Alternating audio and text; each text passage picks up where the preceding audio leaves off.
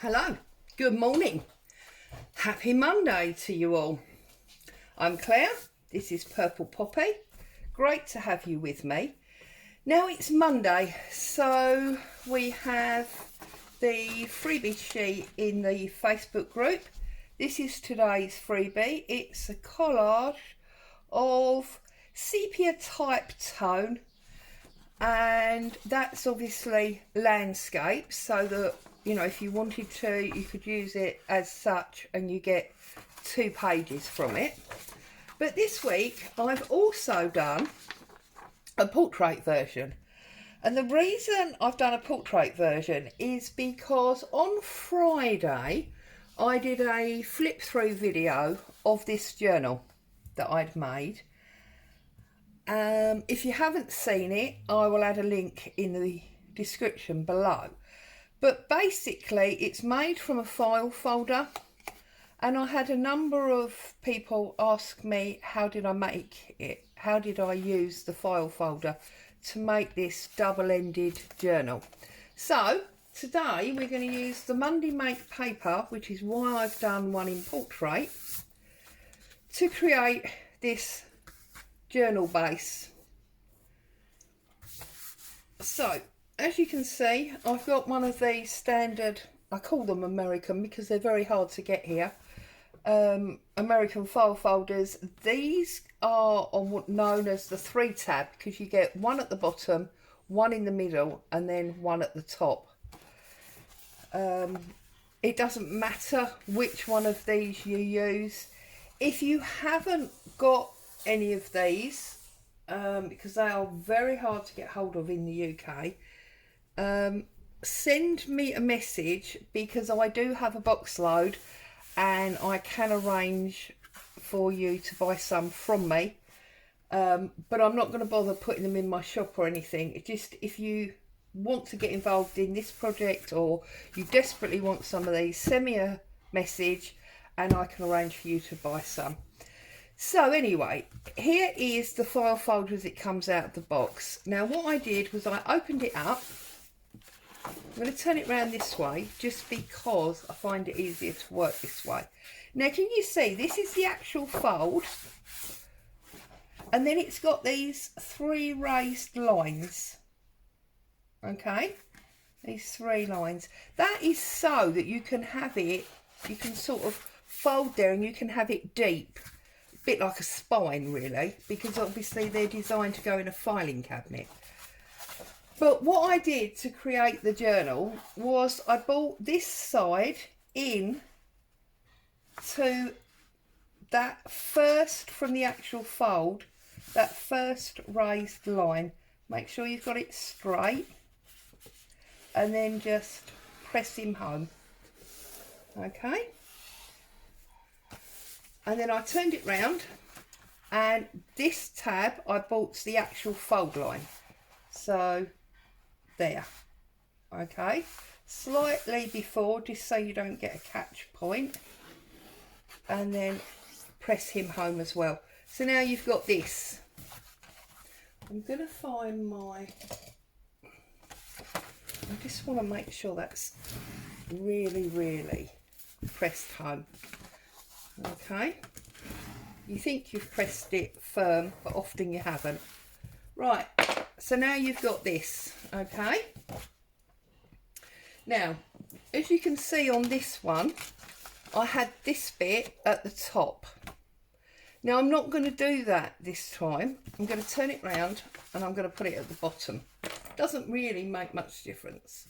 And then what I did was I just folded it in half that way.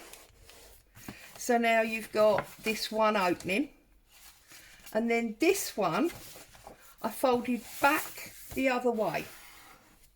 Okay, so now when it's folded on its original fold line, you've got one that opens this way, and then you open it up and you've got one that opens that way. Okay, and you can do it whichever way you want to do it. You can do the slightly thinner one on the back, or you can do it on the front. It's entirely up to you. Okay, and then what I did was I cut it down. because you can see this is much longer than we want it. So because our tab is this end, I'm going to cut this end. Okay, so this one is 8 3/4 inches.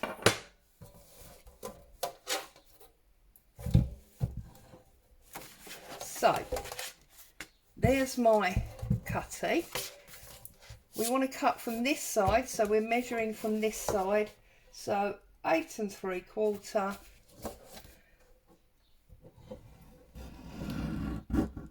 and come down. All right. So now you can see we've got the bottom tab and we've got the top tab. All right. Fold it that way if you want to. Doesn't matter which way you choose to fold it, to be honest. It's entirely up to you. Just play with it until you're happy. I'm going to go with this way. This is just an extra bit that we can use at a later date. I then just rounded off my corner. So you can use a corner punch. I tend to use my envelope punch ball for this. That's rounded that one. And then that's rounded that one. Okay. And then obviously I went round and I inked it all up. So I'm not going to do all of it because I know a lot of you don't like the inking up, and it does take time and it is a bit boring to watch. But just go round and ink up all your edges. Okay.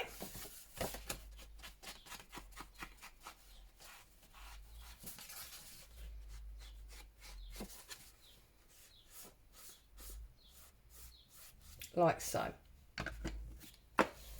And then obviously you've got your inked edge. All right.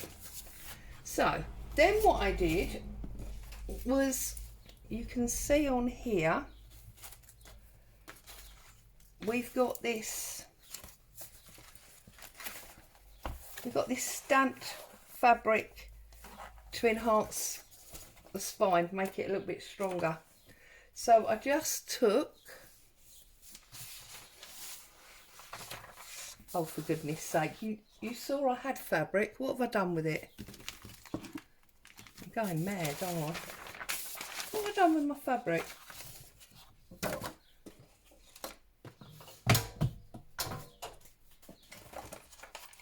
Here it is.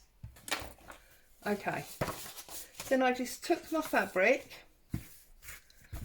and I chose a variety of stamps. Now you do need to make sure that you are using a waterproof ink for this, just in case it gets wet. You are potentially going to be putting glue on areas. Glue is generally water based. So I'm just going to go with my bog standard jet black, just because it makes life a bit easier. Okay, and obviously black will match in with every and anything. So I'm just going to stamp away. Oh, that's not very good, is it?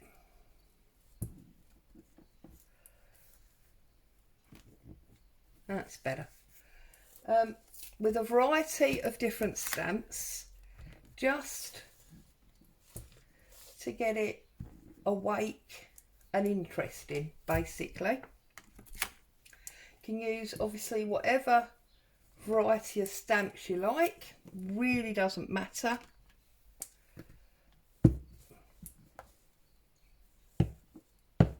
That one doesn't want to stick. There we go. I love this 15 cents. I use this a lot, as you know. Right, and what else have we got on here?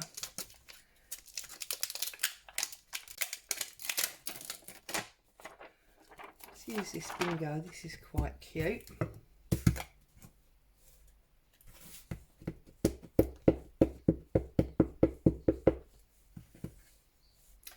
this is always faded, this one, but I don't mind that.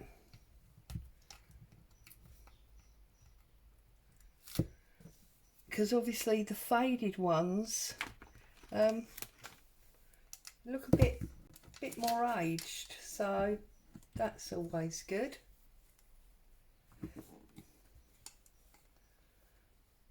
Well, I think it is like an aged looking stamp.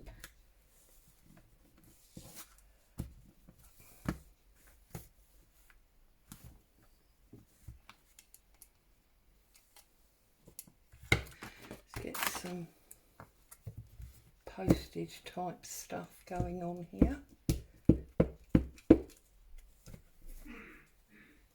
And obviously you can spend a lot more time doing this than I am, and you can think about, you know, the array of stamps that you're using and create a set type of design if you choose to.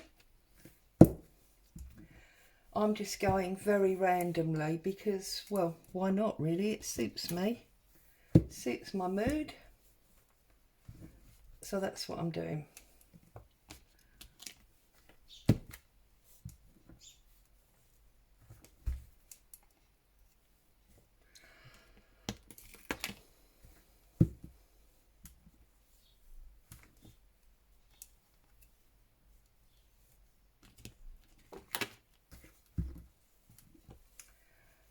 And I'm doing this just so that it's more interesting than simply sticking a bit of fabric up the side. If you like the idea of the plain fabric, then that's absolutely fine. Go with the plain fabric. Remember, it's your project. You do it how you want to do it. So I'm just going to get rid of all them for now. Deal with them later. And then what I did was I cut it in half, so it's about 2 inches, I think. We'll have a look. Rip that down. That is, it's a little bit more, 2¼ inches. Okay, so we just pull these extra threads where we've just ripped it. Okay.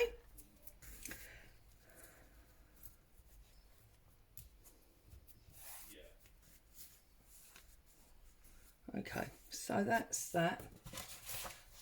And then put that to one side for a moment, because then we've got our papers. Okay, so my tear ruler is here. So we'll tear this down.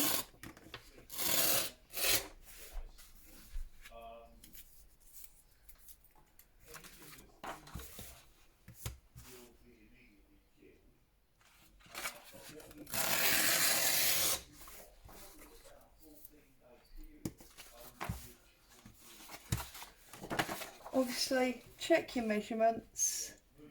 So I want this now about that measurement there. And now if I bring that across there like that, and I'm going to put that on there like that. Okay, so I'm just going to ink up my edge, obviously, and then having inked up the edge,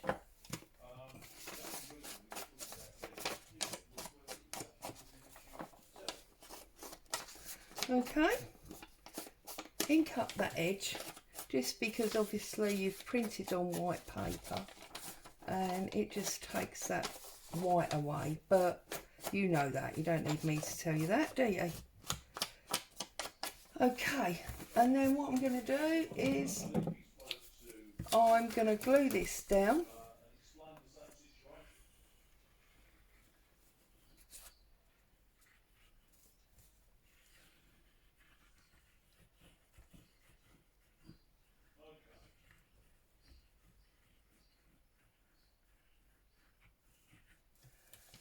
Okay, and I'm just going to offer this up, and I'm going to get my card and I'm going to spread that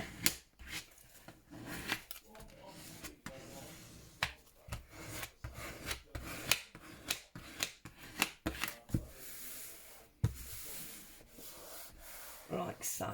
Okay, now obviously you need to decide what you want to put on this side. I'm going to put this one on. I'm not going to trim that because obviously my fabric's going to be over it. So just ink up the 3 sides this time.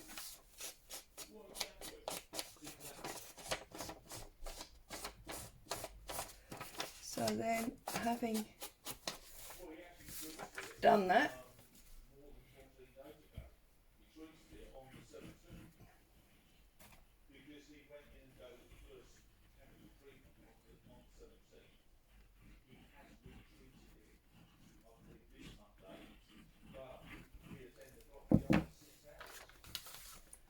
right,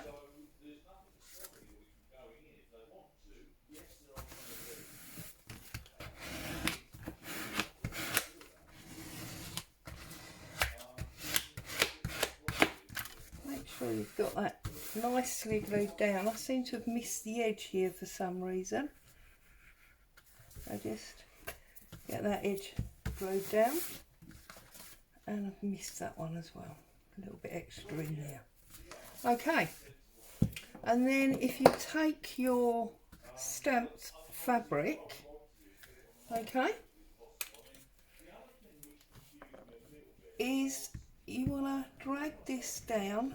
I'm just using Prick Stick for this. You know, I feel that Prick Stick is really good with fabric. Line your fabric up about halfway. Turn it up the other way because otherwise your bird's upside down, Claire. That's a bit silly. And just press him home. Turn it over and do the other side. And then obviously, having done that, you'll have that lovely little ruffle area that lifts up. And now you have got your strong spine, okay, for your fabric. You've used the fabric to make that stronger spine, and I haven't got any coffee dyed papers to hand at the moment, but if we just sort of grab a wad of paper, okay, and then obviously that will be that journal.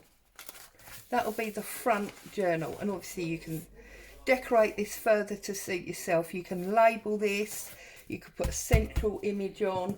I mean, on here you can see obviously I used one of these plasters. Now all this is air dry clay that I've rolled out. I love the cracks, so I deliberately left them, and that is actually this stamp here, as you can see. Okay, so obviously that's indented, and then I just put my coloured glue, this re-inker glue over the top, and that's stuck down with Yoo-hoo. So yeah, you could obviously do a similar thing, put something like that on your front cover or photographs or whatever.